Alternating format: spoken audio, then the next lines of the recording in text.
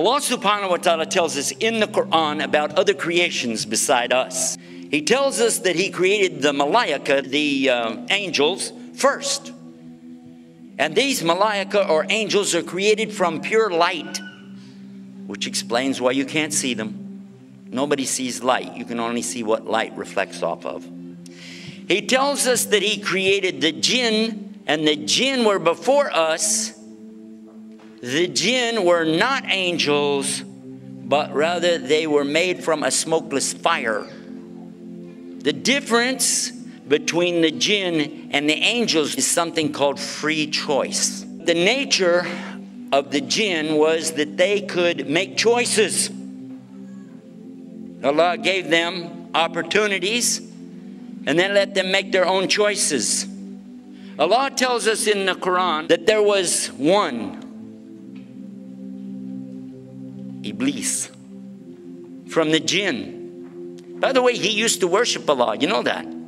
He used to worship Allah exactly when the sun comes up. When it's first a little ball out there on the horizon. When it's straight overhead and when the sun is sinking down. Just when it makes a ball on the other side. Those 3 times. And that's the 3 forbidden times for us, isn't it? Yeah. But when Allah created the best of His creation, human beings, Adam, He commanded all of creation, bow down, for I have created the best of my creation. And all creation obeyed Allah and bowed down, illa Iblis, except for Iblis. Because of what? What was the word that Allah used in Quran? Because of his what? His what? Kibr. His kibr. And what is the problem with kibr? Kibr from the root kabara. There's another word that comes from this same root. Akbar. And who is Akbar? Allah subhanahu wa ta'ala. Allahu Akbar. Allahu Akbar. So whenever a person stands up and says, well, I want some of that for me. Doesn't work. Allah does not accept any partners. No associates. There are no gods beside God. He made Iblis aware of the fact that by disobeying him, that he would be one of the denizens of the hellfire for eternity. What did Iblis say to that? In the Quran, what did he say? What was his response? Do you remember? He said, I don't care. Just let me take him, Adam, and his offspring with me to hell. Did he do that? Was that his idea?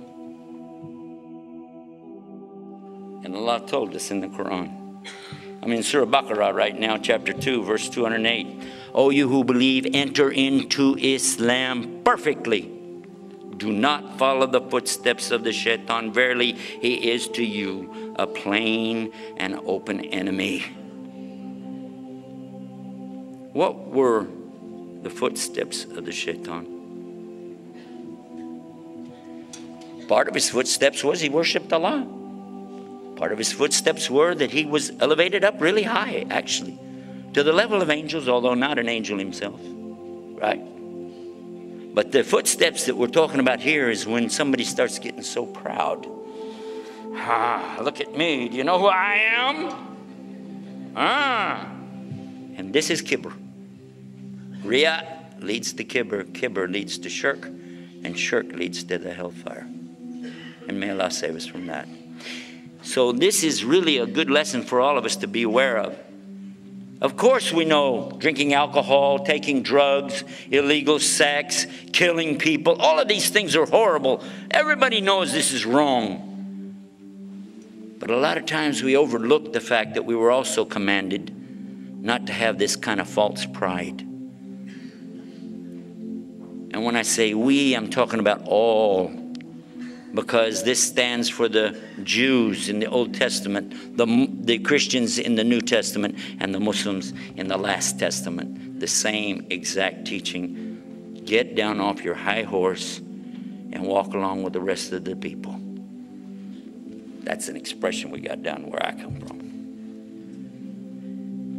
And Allah tells us in the Quran, or do they think they'll enter into Jannah, paradise, without the fitna, the trials as came to those who passed away before you? They were afflicted with severe poverty and ailments, and were so shaken that even the messenger and those who believed along with him said, when will come the help of Allah? Yes, certainly the help of Allah is near. In chapter 29, the very beginning, do the human beings think they're going to be left alone on saying we believe and they won't be tested? And for sure, Allah is going to test them just as He tested those before. To do what? And He said it. To show the truthful of those that are true and the liars in their falsehood. So what is shaitan to us? He is a test. The Prophet Muhammad sallallahu alaihi wasallam told us that every one of us, when we're born, there's a qareen, which means an intimate, a close one, attached to you like your jugular vein. That shaitan is a part of your test. That's why when we go through life, there's always somebody there trying to mess up the good things that we're trying to do, isn't it? Somebody always telling you, like even you did a good deed, you want to give some charity, and somebody saying, you know, you should show that off a little bit. Let people know what you're doing, right? Any good deed, mess it up for you. And certainly help you with all the bad deeds. Who is this devil? Is he real? Or is it a figment of your imagination? Or is it just something in philosophy? According to the Quran, he's very real. Substance is real, you just don't see it.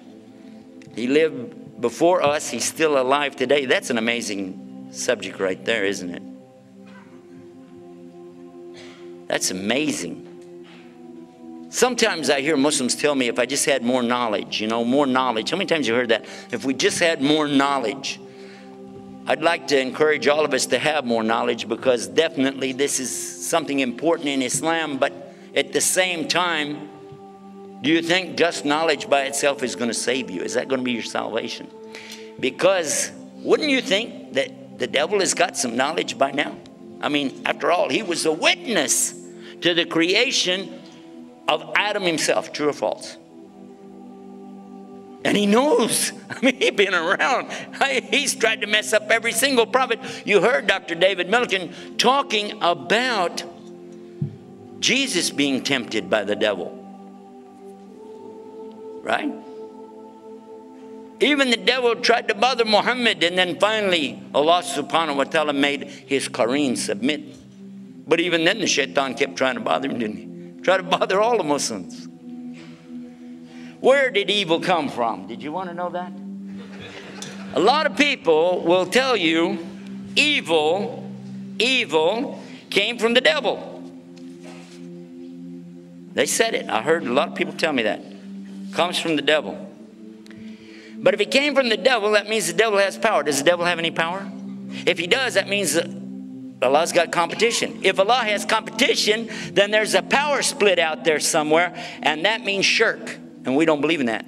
So according to us, nobody created evil except Allah. Allah created evil. How many think that's a mistake? Is that a mistake? Is that what I just said? Did Allah create evil, yes or no? We're going to take a vote. Tell you what, before you go too far, and I'll read it for you. Say, I seek refuge with the Lord of daybreak. From what? From the evil that He created. As a test for you and me. Who created it? Allah. Wow. Say, I seek refuge with the Lord of daybreak from the evil that He has created, from the evil of the darkening night as it comes with darkness, and from the evil of malignant witchcraft, and from the evil of the envier, hasad, whenever he practices hasadin, the hasad, when he practices his envy.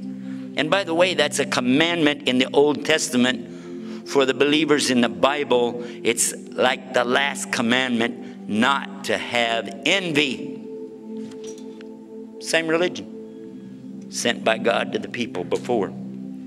And then finally, the last surah of the Quran. Say, I seek refuge with the Lord of mankind, the King of mankind, the Ilah, the God of mankind, and from the evil of the whisperer, wiswas, who whispers evil into the hearts of mankind, who withdraws from whispering after he catches you with it, who whispers in the breasts of mankind, from the jinn and mankind. Shaitan is from where? From both jinn and men. So there are devils that we don't see, and some devils that we do see every day. And some of them we even voted for.